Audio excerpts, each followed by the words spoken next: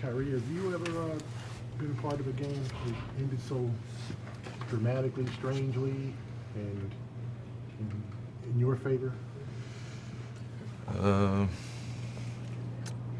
Had a few comebacks, but yeah, it's a special one. Just from just how we started, it was just so ugly, man. It was just so ugly. And we had to battle back, and obviously we don't want to start the game like that. But when you get down, you got to piece together a few possessions, and I always talk about gaps in time within the game where you got to take advantage. And they came out firing, and we just had to battle back. And it took a lot. It took everybody, coaches, us, fans, in order to battle back. And some big plays down the stretch as well. Kind of cemented that win, and something we can build on. When the trend was going toward your favor, you pulled everybody together in the court with 7 minutes left. And Terry was talking about it. Was that something that the way the game was going, dictated you to do that, or?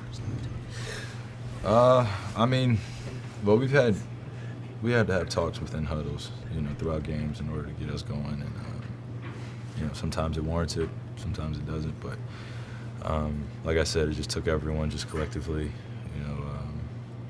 being on the same page and individually demanding excellence out of themselves and battling through whatever adversity we were going to go through. So that's basically what happened. Kyrie, how much does ball pressure that Larkin and Rozier and those guys put on opposing teams, how much did that play into your guys able to come back tonight? Just picks up our pace on the defensive end. It's a lot easier to play the game of basketball when you're not taking the ball out of the rim. So when you make the other team miss, and it starts with top of the key pressure, and just consistently doing it. It picks up our pace on the offensive end. So we're at our best when we're getting stops and getting out in transition, or making the defense miss and then getting out and getting to our spots. Well, how would you describe the way that Marcus just puts his mind to drawing a charge? You said what? How would you describe the way Marcus puts his mind to just drawing a charge like that last play in Harden?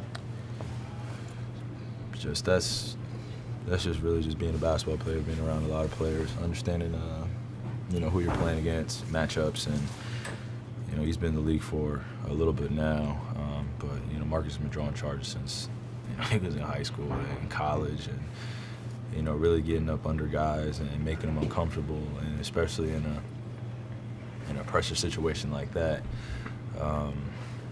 He made the right decision, and he usually does at the end of the stretch, which is why he's in. So defensively, we can always go to him to make sure he's making the right plays. Kyrie, what did you think of Jason's energy that he brought late in that fourth quarter, the block on James, and I think he also got a loose ball rebound late in the fourth quarter? We need it all, man. So I think he understands that, especially being on this team. We need everyone to be on the same court, and every loose ball and every rebound, everything that will really give us a chance to win, especially down the stretch. He understands that we need, and especially his length and his athletic ability, he can utilize that to the strength of the team. Kyrie, Harden said that playing with two refs changed the dynamic of the game significantly tonight. How do you think it affected the game? We're 10 athletes on the floor at one time, a lot of space. It's gonna make a difference. That's why we have 3 refs. So, we both teams had to play within that realm, and at times it went in their favor, at times it went in our favor, and the best way to combat that is just to adjust. And I think both teams did a great job of that. Obviously, both teams wish some calls could have gone either way, but it did make a difference having just 2 refs. When I saw both of them out there at the half court, I was like, "It's just 2 of y'all today?" They're like, "It's just 2. Somebody's hurt." I was like, "So where's the backup?"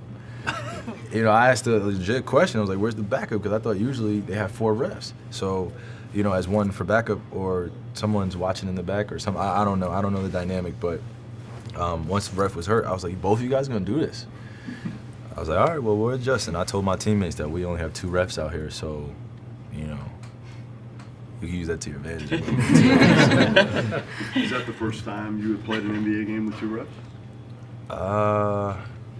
I can't be certain. I think. I don't know. I can't be certain of it. I don't know if somebody got hurt in one game, or maybe I was just thought I was in one game, or I was watching. Maybe. I don't know. I'm uncertain, so not sure.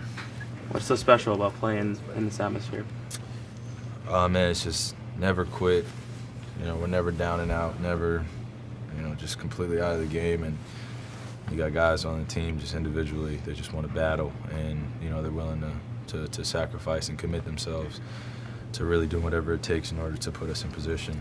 You know, and then the fans, they just rally around it. They're going crazy, and I noticed that the later the games get, the rowdier the fans get. So, you know, the 7:30, and then we changed it to 8 o'clock. It was packed early, and you know you just could feel it in the atmosphere when we play against high-level teams. You know, it's just the expectations are a little bit higher, which you love to be a part of, and you know you just gotta kind of bask in that atmosphere.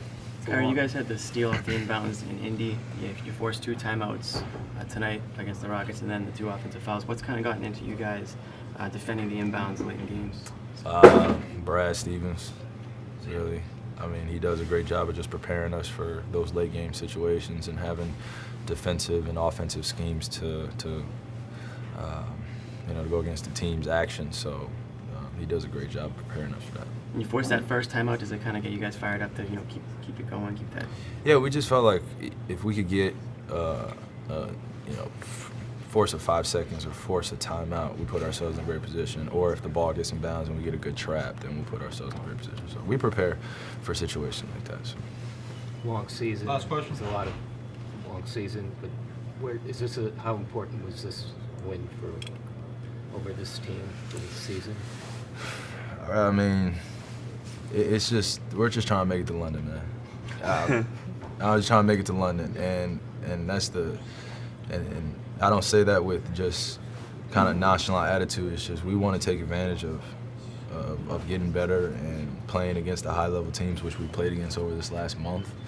And we've done it in a fashion where we've had 5 games in 7 days, and to play against the Rockets on a back-to-back, that was a true test of just our bodies, our will, and what we're willing to give up to put ourselves in position to win. So, I mean, you know, you got to relish in those opportunities. Sometimes we've come out on the losing end, you know, and it's been mismatched, but to get 2 back-to-back wins against 2 solid teams, you know, one in the Eastern Conference, one in the Western Conference, you know, I'm proud of our guys, and now we get a day or 2 in between, and we play against the Nets. So.